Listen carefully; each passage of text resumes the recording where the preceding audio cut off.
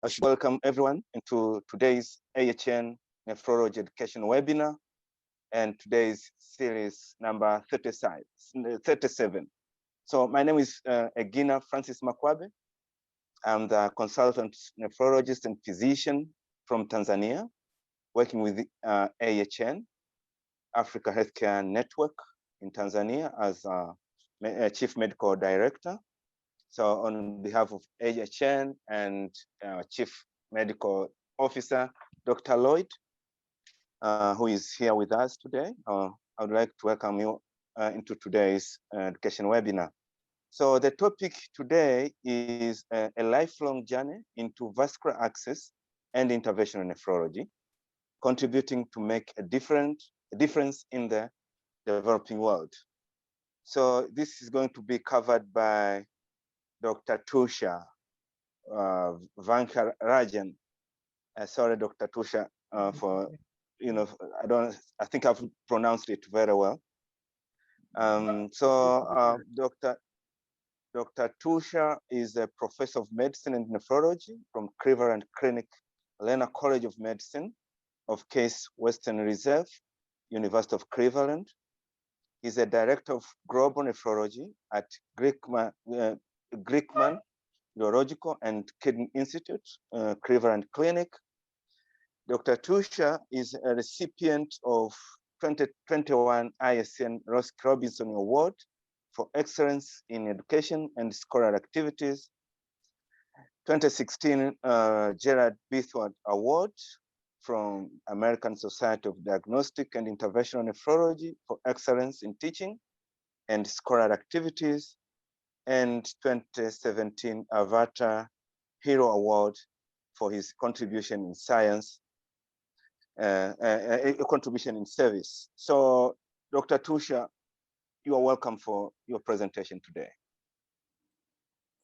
Thank you very much, Dr. Makaba and Dr. Lloyd Vincent for inviting me here. This is certainly a great honor and a privilege for me to present to Africa Healthcare Network. I'm just making sure if you can hear me clearly. Yes, we can hear you. Okay, wonderful. So when Lloyd approached me to talk about lifelong journey into vascular access, well, that has been my passion now for the last 20 years. And obviously, I'm very excited to present my journey, but at the same time, I really felt that if I'm talking about myself, it shouldn't sound as if I'm boasting myself or promoting myself, but what I would like to do is share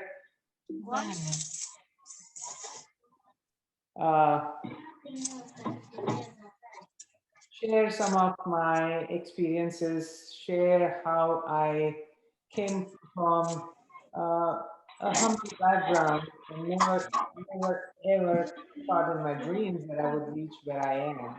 Grew up in Mumbai. I grew up in one of the suburbs of Mumbai, and I was fortunate enough to get into a medical school, the Grant Medical College and JJ Group of Hospitals. This is one of the oldest medical institute or the medical college in India, and I was fortunate, one of the 200 people every year to this college. So I completed my studies and internal medicine residency, a total of 8.5 years program at this school. Having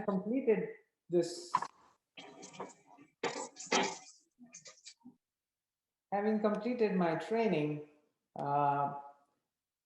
during my residency, what really hit me was the story of a 9-year-old boy. His name was Mangu, and after so many years, I still remember Mangu very, very clearly. It's a very unforgettable story about this young boy who was brought by his parents from one of the villages to Mumbai because he had something wrong with his kidneys. That's all his parents were told when they left their village. When they came to Mumbai, when they came to JJ Hospital, we found out that he was in kidney failure and he was in need for dialysis. And in those days, in Mumbai, the dialysis services were not as easily available. It was definitely not for long-term maintenance treatment. And the best option for this child was to get a kidney transplant. Unfortunately, the parents didn't have the money or the resources to pursue with the kidney transplant. And I'm sure this resonates with a lot of you who are on this webinar listening to this story. The situations are very similar. The challenges are very similar in Africa. And so this boy who was in need for a transplant, and his parents who couldn't afford the transplant and the transplant surgery as well as the transplant post-transplant medications, decided to abandon the child at the hospital and leave and go back to their village to take care of the rest of the family. Now this poor little boy, he is in the hospital. He got adopted by the hospital staff members, and certainly we couldn't let him die, so we provided him dialysis as and when it was possible. And after a few months having stayed in the hospital, this young boy, at one of the evenings round when I was taking around, he called me and said he's not going to see me tomorrow. And I felt the strangest feeling I had, that why is this boy telling me he's not going to see me tomorrow? And literally as if he had some kind of a premonition, he had a major cardiac event. Don't know exactly what it happened, but he just did not recover out of it and he died. And that left a mark. That kind of made me think, why can't we improve our services in nephrology here in this country? And clearly that was the reason why I decided and I chose to join nephrology. Uh, these experiences, I mean, Mangu was one such child, but there were several such experiences during my internal medicine residency that literally convinced me that I should be in nephrology. And that's how I got into nephrology fellowship program after finishing my internal medicine residency. And as you can see, the challenges in India and challenges in Africa are very similar. There is poverty, there are limited resources, there's limited health literacy. And from the government perspective, there's competing healthcare demands for the government. So they have to budget out, allocate money for healthcare depending on what is the biggest need. And clearly, in those days, kidney failure and kidney related diseases were not a priority. The priorities were infectious diseases, maternal health, improving water services, improving sanitation. So with those kind of limitations, providing care was certainly difficult. But I still continued on my quest, and I went and joined Bombay Hospital to complete my 3-year nephrology fellowship. This was one of the premier institutes in Bombay. Now there are several of those in Bombay, but in those days, this was one of the premier institutes. I managed to get into this program, finished my 3 years fellowship, and then decided to get further training, and then moved to London, St. Bartholomew's Hospital, where I spent another 2 years learning nephrology, and primarily in London. My focus was to learn about peritoneal dialysis and management of hypertension in advanced cases and hypertension in complicated cases. So clearly, I was continuing to improve and gain more knowledge during this time frame. Unfortunately, in those days, it was not possible for me to go back to India because the situations had not changed, and I decided to proceed further and came over to the US. And this is in the mid 90s when I finally moved and came to US. And I started a third fellowship. This was at the Louisiana State University Health Sciences Center in Shreveport, Louisiana, where I did my third fellowship. And again, fortunately for me, every fellowship that I did, I had an opportunity to continue working very specifically on subspecialized aspects of nephrology.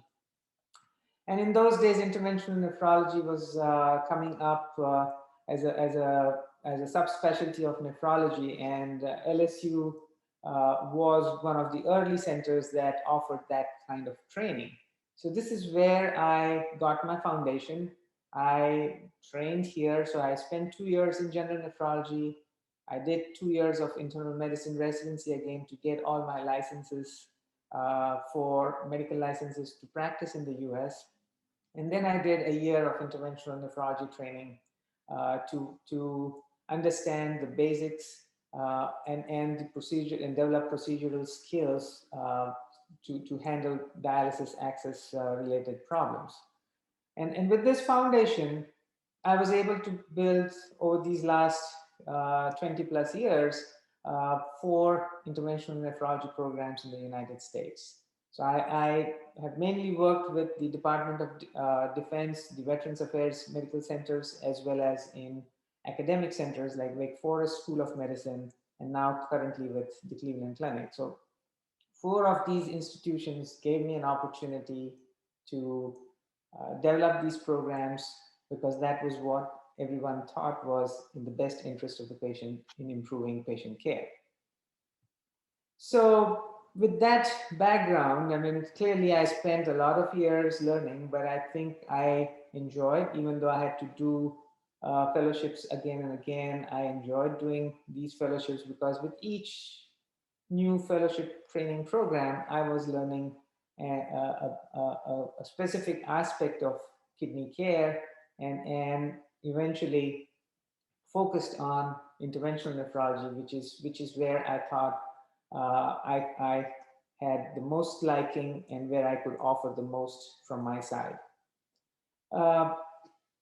With that kind of background, clearly I wanted to go back and do something in India. Mangu remained at the back of my mind.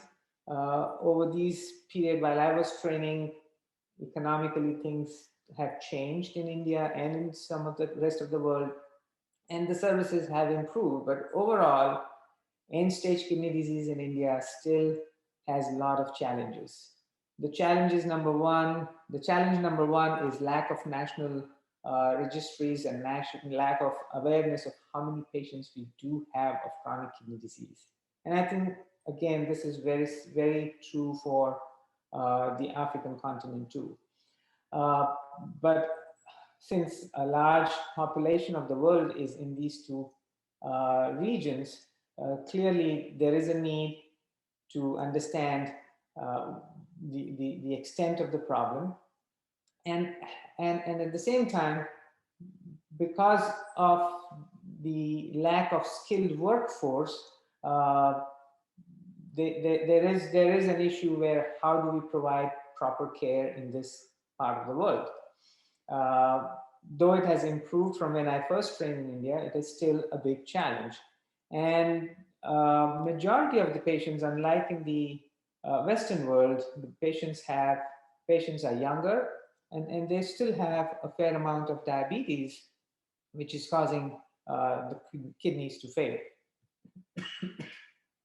And when you look at the world map, as you can see here, there is very little information about the African continent. Most of the countries in the Africa, they don't have registries. Most of the countries have a lot of poverty, illiteracy, healthcare illiteracy, and limited resources. So comparing these two regions, certainly the challenges are very identical.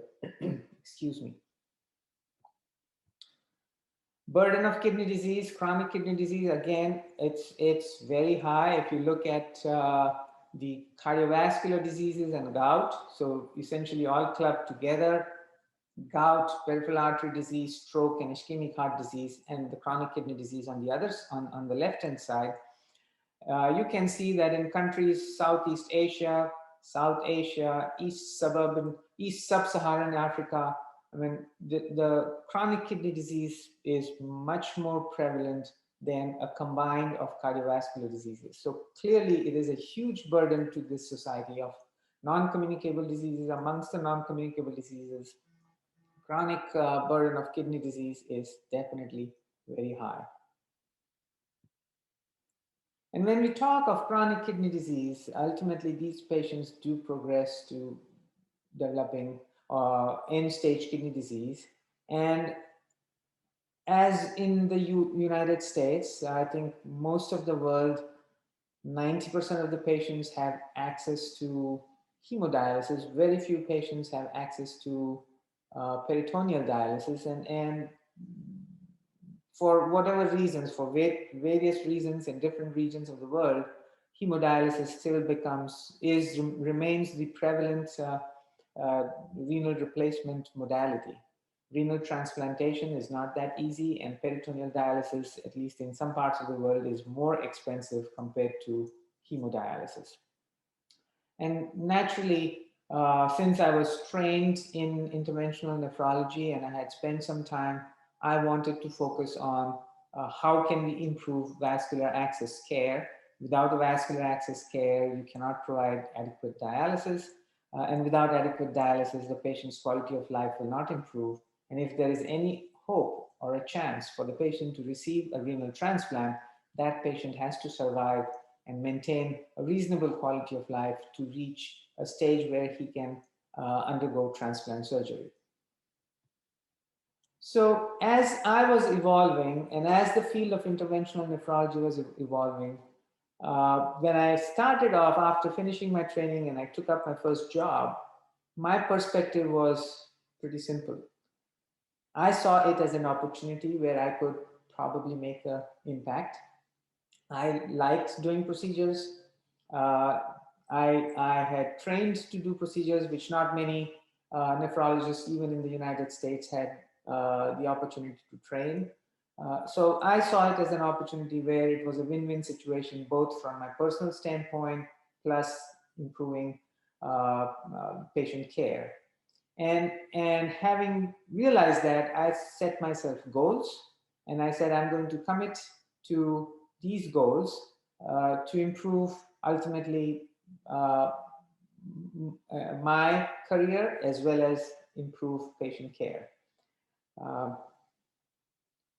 And as I alluded, vascular access challenges are multifold. And this is universal. Even in the United States, even in the developed world, the challenges are multifold. Some of the challenges may be extremely disproportionate to the Western world in the developing countries, but nevertheless, the challenges are phenomenal. So a patient, first of all, needs to be aware. So when the CKD is progressing, patient needs to be aware and educated so that they are agreeable to creating a vascular access, and that in itself is a huge challenge. There are socioeconomic factors depending on the region of the world, depending on where the patient lives, even in the cities, where if they are if they are they have a job to support themselves or not, if they have a family support. I mean, all of these issues, if they have insurance to support the care for chronic kidney disease management, these factors play a big role in how an access gets created. And then resources, cost factor, and guidelines of standard of care, which have now evolved over the last 20 years, clearly has helped us understand the problem better, but still remains a work in progress, where in the developed world, things are improving, but there are very few resources and limited guidelines and standard of care in the developing world. So the first things that for the younger population, for the younger budding nephrologists who are listening to me, I think this is an important step that the Fistula First Breakthrough Initiative outlined. After having recognized that the dialysis access care, even in the United States, was very fragmented, Centers for Medicare and Medicaid Services came up with an initiative called the Fistula First Breakthrough Initiative. And the group of nephrologists and surgeons and some dialysis nurses came together and came up with this vascular team concept, that managing dialysis access is not a one person's job. It has to be multidisciplinary. It has to be well organized between the different team members. And the nephrologist can clearly play a central role because the patients are closely being followed by a nephrologist, either in the clinic or in the dialysis unit.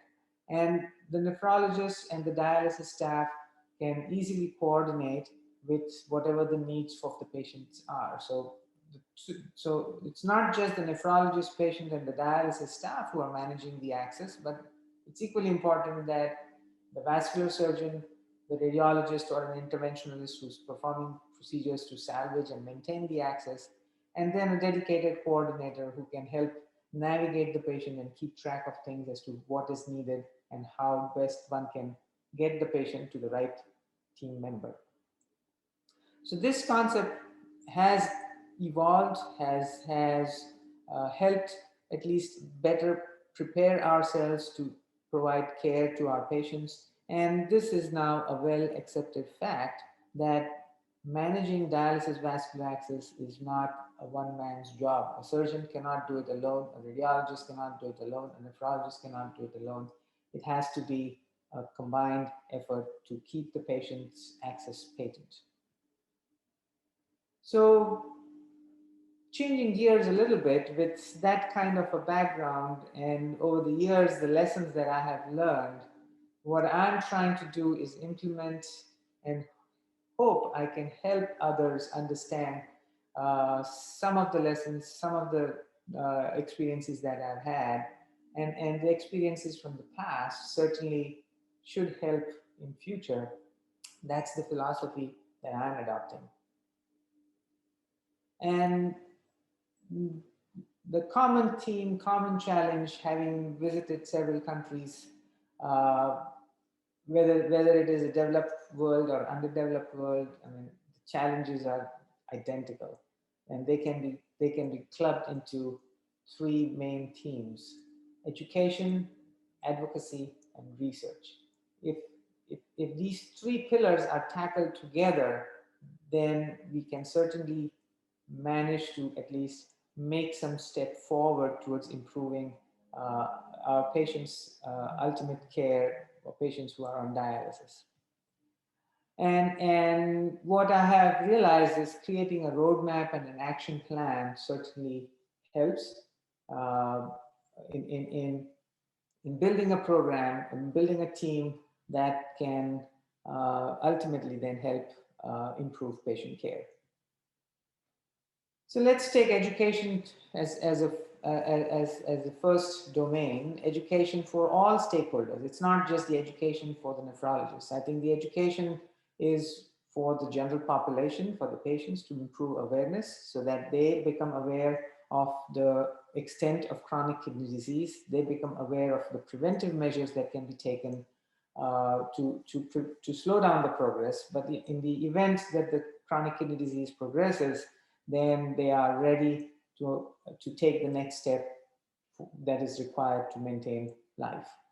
And training just not just the nephrology fellows or the nephrology physicians and staff, but also surgical staff, radiology physicians, dialysis nursing staff, and technicians. So all of them need to be educated so that you can now have a combined team effort and a multidisciplinary approach to the problems, not just to the vascular access, but to the to all the problems that a patient with kidney disease faces. Develop accreditation and certification guidelines. Again, this is easier said than done. It has to be specific for each country and region, depending on the country's medical, legal, and licensing requirements, and the board that controls and approves these certification guidelines. But at least in the United States, we have achieved some form of guidelines through the American Society of Diagnostic and Interventional Nephrology. The same is in process in India. The International Society of Nephrology has come up with some early guidelines. So there are avenues to approach and at least start working within the nephrology, the regional or the countrywide nephrology associations and key leaders can start discussing and talking about it. And then developing regional training centers with the help of knowledge that we have in the other parts of the world, developing regional training centers. One of the regional training center that I have been actively involved over the last decade or so is in India, in Delhi. It's called the Avatar Foundation. And that has really evolved into a very mature platform, a very mature foundation where they are offering regular training to individuals who are interested. Again, ISN very recently has moved forward and created 12 regional centers across the globe. Goals for access care related education. Again, access-specific learning should include fundamentals of dialysis vascular access, pathophysiology behind access dysfunction, methods to diagnose access dysfunction, and then understanding various different treatment strategies. Could be endovascular, could be surgical, and again, a lot of this depends on the available resources for the region, available resources and expertise. And so a combination of these can be used, and maybe what we practice in the United States may not be absolutely applicable, and then it is incumbent on the experts in the region then to come up with alternate treatment strategies. But the basic fundamental skills development needs to happen with a structured training program, structured competency assessment, and the certification either through the regional societies or through other similar boards or universities. Now, the training model that I have been utilizing and I have been part of various international societies that have helped develop this training model is learning fundamentals through didactic sessions, using vascular access focused meetings and symposiums. I have been visiting Kenya as an invited faculty by the Kenya Renal Association and AFRAN, and I've visited several countries in Africa and helped arrange these focused meetings as well as hands-on workshops and simulation training with procedural skills. And I have remotely helped, not directly with the hands-on training with real patients, but remotely helped with my suggestions and guidance on what best needs to happen with individual patients whenever I have been approached. So, and I have seen that this has clearly led to improvement in the understanding of access-related problems. The second arm of the roadmap, as I said, is advocacy, and advocacy should start with the understanding of vascular access related education in the medical school and specialty training curriculum. I think the sooner we get our medical students to understand about the importance during the nephrology course, during the training that the nurses receive, I think that would definitely help in improving the overall healthcare awareness about vascular access.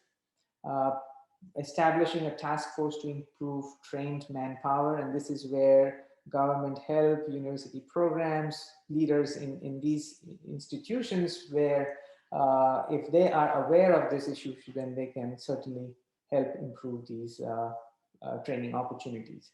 And then national programs to improve healthcare coverage for dialysis access care. Now, I'm aware of the National Health Program that covers dialysis in Kenya. There are several in India, in several states, several of these statewide programs cover dialysis care, but not all of them cover dialysis vascular access care. I mean, it requires maintenance treatments, it requires monitoring, it requires sometimes angioplasty or repeat surgery. And so people who are in a position to take decisions should be made aware about including dialysis access care as part of dialysis treatment. Without a proper dialysis access, that is going to be difficult. And then finally, research, where we can always build registries to understand practice patterns, understand the impact of outcomes and improvise, and that can in turn help with improving funding through various sources. It can improve quality of care for our patients, and then develop innovative models for process of care as relevant to the local needs. So we certainly cannot just implement the same process of care that we use in the United States and implement that in Kenya or in Tanzania or any part of the world. So it has to be tailored and modified to the local needs. So those were the lessons that I learned that I think can help improve in any part of the world. These are broad principles that I've learned, and few things that I have used my understanding of the problem, and I've tried to help and build some resources that I think they are free for anyone to use, anyone to understand the access problem. So this is one of my early contribution to the field of nephrology, where I created a basic fundamental atlas of dialysis access and a basic presentation, a lecture on physical examination of arteriovenous fistula. There are several other online curriculums. If you are a member of ASN, American Society of Nephrology, then there is a virtual mentor that gives several talks from different speakers and includes not just the fundamentals of dialysis, fundamentals of access, and the fundamentals of transplantation. So certainly I have contributed to some of these topics that are easily available through online resources. My biggest contribution has been to the International Society of Nephrology, as a member and then subsequently chair of the ISN Education Working Group. I have been very intimately involved with developing the resources on the ISN Academy, and nephrology, interventional nephrology, POCUS is the point of care ultrasound. Some of these content building has been very fruitful, enjoyable experience for me to build these contents for the Academy. And so again, if you have membership to ISN Academy, you can certainly take advantage of that. ISN also has helped in building a lot of resources that certainly can be used in different parts of the world. So we recently published an minimum training program initiative building resources in resource limited countries. ISN has also now identified 12 centers in different regions of the world. And I think in Africa right now, there is one region in Nigeria, and that's the email address of the person who's running that training center. So certainly it would be worthwhile trying to communicate, collaborate with this center. And I'm sure in future there will be more centers that will be added added to this list. My hope is that we can duplicate programs like Avatar. So Avatar was the way in which I thought I could give back to India from where I started my journey. And Avatar over the years has evolved into a major training platform in South Asia and SAARC countries. It not only offers multiple workshops, these workshops are hands-on training for catheters, for fistula creations, for angioplasties. They have an ultrasound workshop. So these are workshops offered all year round. Unfortunately, with COVID, certainly in 2020, everything came to a standstill. And right now, India is going through a very difficult times. So some of these hands-on workshops are certainly not possible, but Avatar is still involved in virtual meetings, virtual courses, and this is another opportunity where one can take advantage of. It has evolved to the point where, as I said, research is important, understanding the problem is important. So over a decade now, Avatar has come up with several manuscripts and publications, and these are in high impact journals relevant to the region. There are several in the pipeline. So clearly this is a success story. And I would like to see some of this success translate in other regions of the world. So all of this certainly has not been possible without a huge support from a lot of people. But before I thank people, I have a very soft corner for Kenya. I have been visiting Kenya every year for the last 5 years, and Dr. Twahir, he was instrumental in bringing me to Kenya for the very first time. I'm sure everyone on the webinar here knows Dr. Twahir. So he was instrumental in bringing me to Kenya, and after that, we have been great friends. He has invited me to each and every Kenya Renal Association annual meeting. He invited me for the AFRAN that was held a couple of years ago, and the other person who is who I'm very closely friends with is Ahmed Sokwala. He is in Nairobi, and he has both Twahir and Sokwala have been in touch with me with some of the achievements that they have, some of the challenges that they have, and I've been fortunate enough that they trust me with my suggestions and decisions. Some of these people I've met when I have visited Kenya, some of the workshops here, and then of course 3 beautiful ladies who are part of Africa, and I think they certainly represent the leaders, the women leaders of Africa. So my journey was unplanned when I started, but I grabbed every opportunity I was offered. I thought that's important to emphasize, that every opportunity I had, I tried to take advantage of it. I took risks, yes. I was already a nephrologist when I left India, but I took risks. Again, these risks were not a gamble, I would say, but they were calculated risks. I knew where I wanted to achieve, rather I wanted to gain more knowledge was my initial goal, but I was always goal driven, and I was always dissatisfied after I had achieved that goal. So I wanted things to be, what is my next goal and where should I need to be? Obviously I worked hard and sincerely, and eventually I found my passion and enjoy now what I'm doing.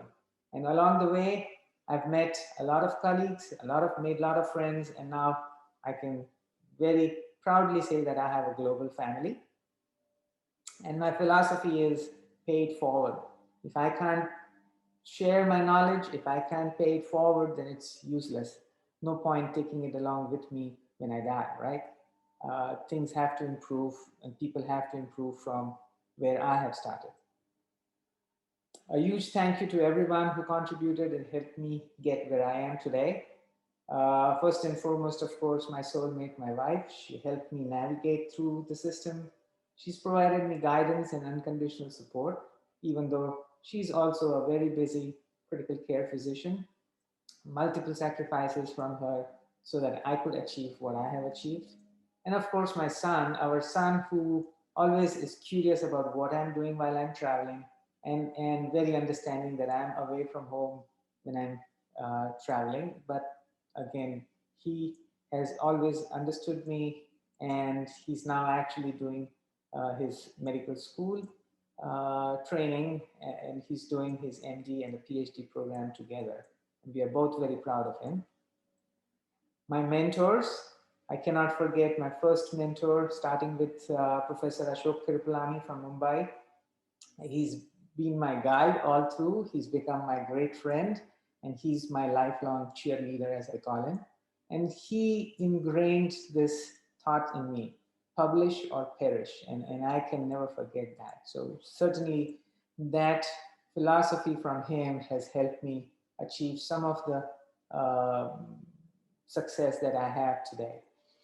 When I was in UK, late Professor Tony Rain, Larry Baker, and Professor Magdi Yaqub, who were at St. Bartholomew's Hospital in London, they certainly helped me and guided me through the process. And then at LSU, Jack Work, who is the pioneer and father of interventional nephrology, I trained with him. And then Ken Ebrio, who subsequently became the department chair. Again, he is a very good friend and has remained a friend and a cheerleader for me. Several professional societies who offered me opportunities to build awareness, conduct training workshops across the globe. First and foremost, International Society of Nephrology. Without ISN and without ISN Academy, I don't think I would have had any chance of doing what I have been doing and what I have been able to achieve. So, American Society of Nephrology, ASDIN, certainly helped me lay the foundation for some of the activities that I've done in the US. Avatar, certainly that was my baby. I was fortunate enough, again, that people trusted me, and they looked up to me for advice and guidance. And over the years, this has become truly a very successful project. Kenya Renal Association, I cannot thank Twahir and Sokwala for introducing me to Kenya and Africa. AFRAN, certainly through AFRAN, I have visited several countries in Africa. International Society of Hemodialysis helped me get through to Middle East and some of the Southeast Asian countries. National Kidney Foundation, the NKF here in the United States certainly was an avenue where I could train fellows and conduct hands-on workshops in the US. And then Fistula First Initiative, a huge contribution, because they were the ones who sponsored and promoted my atlas, which has become a basic go-to tool for everyone involved with vascular access care. And finally, my global village, my team at every institution I have worked, a close network of colleagues, friends, and well-wishers across the globe, without whom certainly I would not have been successful. Thank you very much for believing in me, supporting me, and making me special. And if I have missed out anyone, it's not deliberate. Please excuse me and accept my apology if I have missed anyone out. So thank you very much for this opportunity. Thank you for your time, and thank you for listening to my journey. Thank you, Tushar. That is very interesting talk, and actually it's very exciting journey. Dr. Tushar, I would like to ask you some few questions before I allow others to ask or to comment.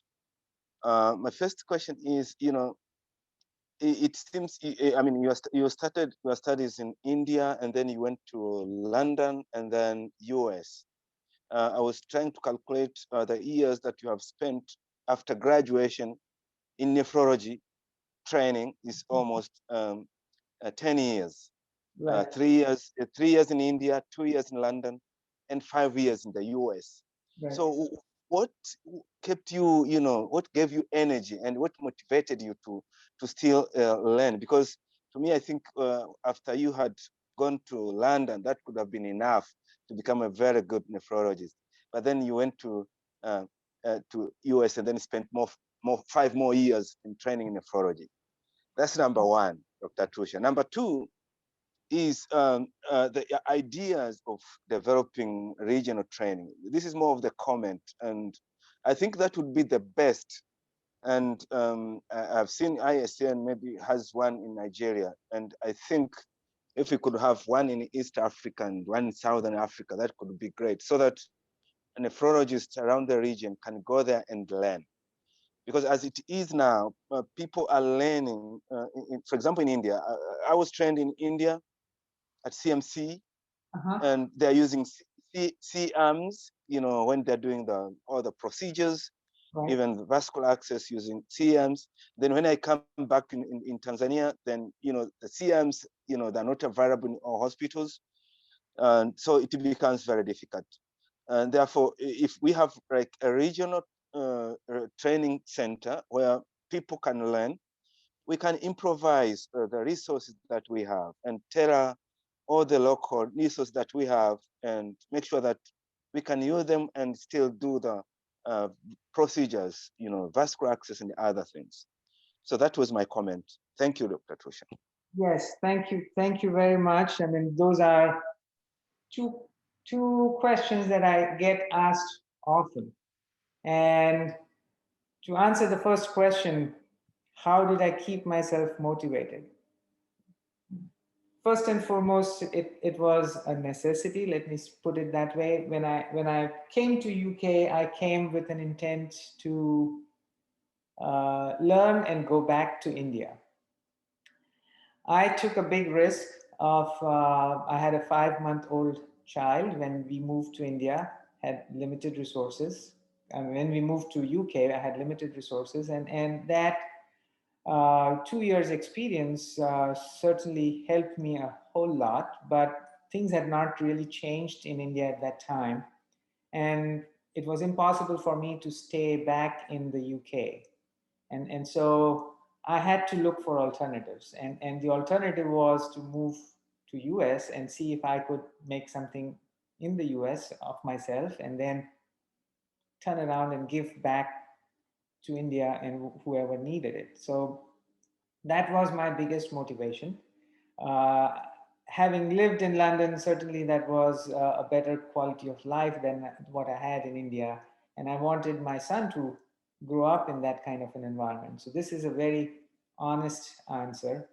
And learning certainly was a joy because I had my basic foundation, and with each additional fellowship, I was focusing more on specific aspect of nephrology. So we did not have peritoneal dialysis in India when I was training in nephrology. And Barts was the hypertension center and the largest renal unit in the country. So, and the largest PD unit in the country. So that was a very novel experience for me, which I enjoyed and took and learned quite a bit. And then when I came to US, as I said, I learned about interventional nephrology. So I was doing procedures at bedside in India, and I could now do it in a much sophisticated manner and different kinds of procedures. So all of that kept me going, and overall the quality of life was much better than what I had in India. So I realized that if I stayed back in the US, I would be in a much better position to use my knowledge and then help rather than go back and try to compromise on training people with limited resources. And I think I am getting somewhere with that, and I hope that's what at least it's giving me satisfaction, and I hope others see it that way too. Uh, and so the key is enjoying work and putting personal life and professional life into the context, I think that was the best course for me.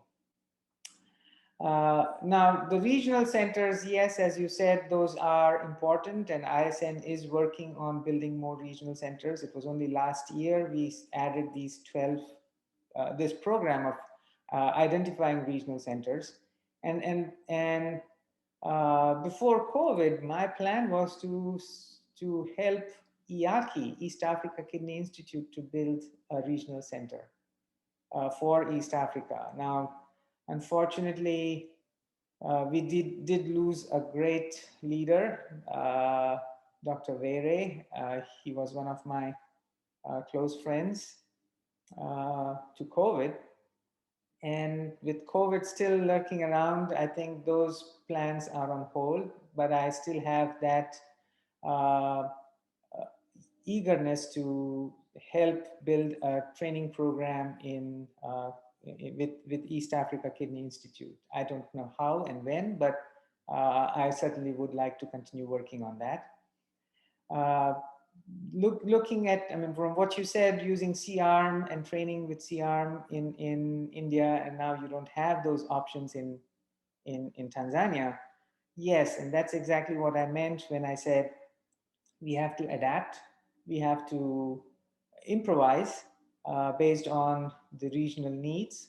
Now, that is something that I learned when I visited several countries, that's a common problem. It's a common challenge. How do we get access to C-arm?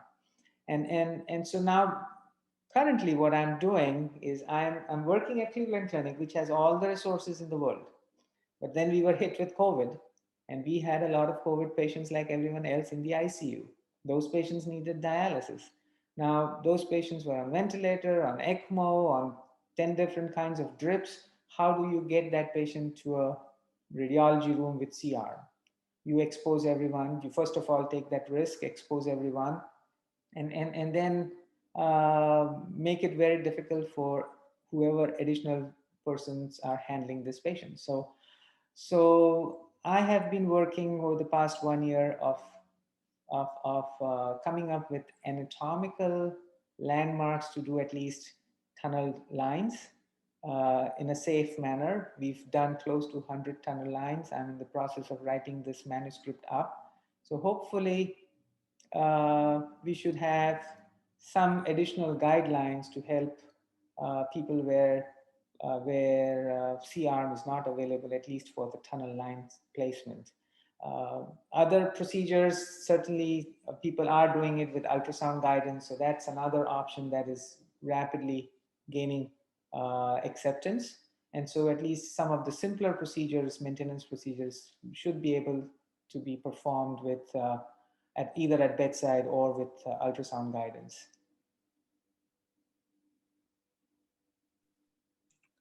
Okay. Thank you.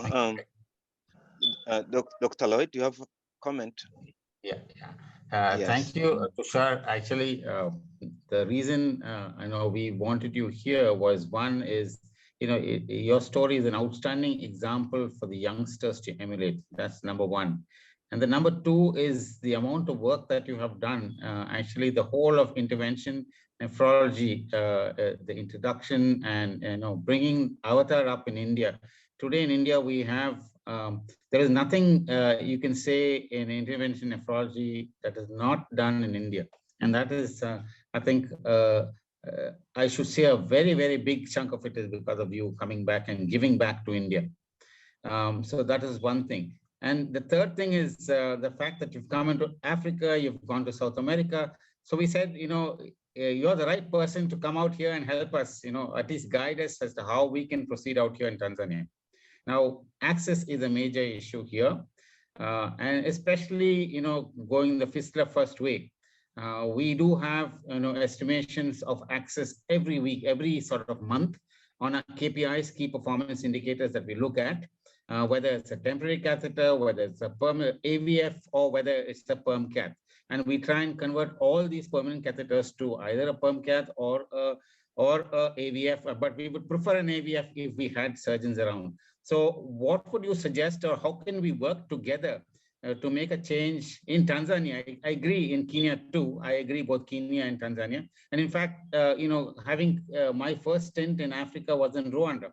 In Rwanda, we don't have a single vascular surgeon. You see, Tanzania we have got now, and I think we've got 3 vascular surgeons, good people, and doing a lot of work, but covering the whole country. Now, Kenya has much more. So how can this, this small population be built? And what would be your advice to set up a good training center out here in Tanzania as well, besides Kenya, of course, EAKI, which should be done too, because it helps the entire region, the East African region. Thank you for your comments, Tushar. Thanks for coming on again. And this wonderful talk that you've given in terms of awareness, educations, the socioeconomics that are important, the cost and the standards, when you come to access, and also the education, the advocacy, and the research that is needed. Yes. For your comments, thank you so much. Thank you, Lloyd. I mean, thank you for your kind words. Yes, I mean, so it is a challenge. It's not something that can be done overnight. Yes, we all need to work together. We need a local champion. That's first and foremost.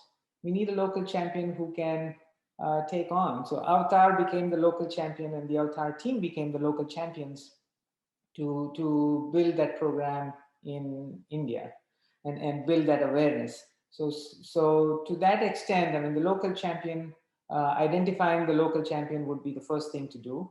Secondly, I mean, I did start with the building awareness with the simulation trainings, as well as didactic sessions and access focused workshops with the Kenya Renal Association annual meetings and the AFRAN.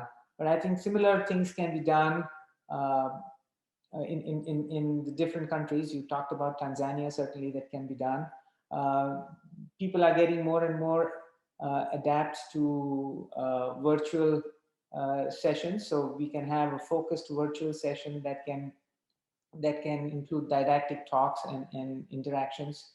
So those things will bring in the awareness, both for the physicians, for the nursing staff, and then it comes to how do we take the next step, and the next step would be how do we train people to develop those skills, and those skill developments will require arranging focused camps to begin with, where patients can be benefited with trained faculty from different parts of the world.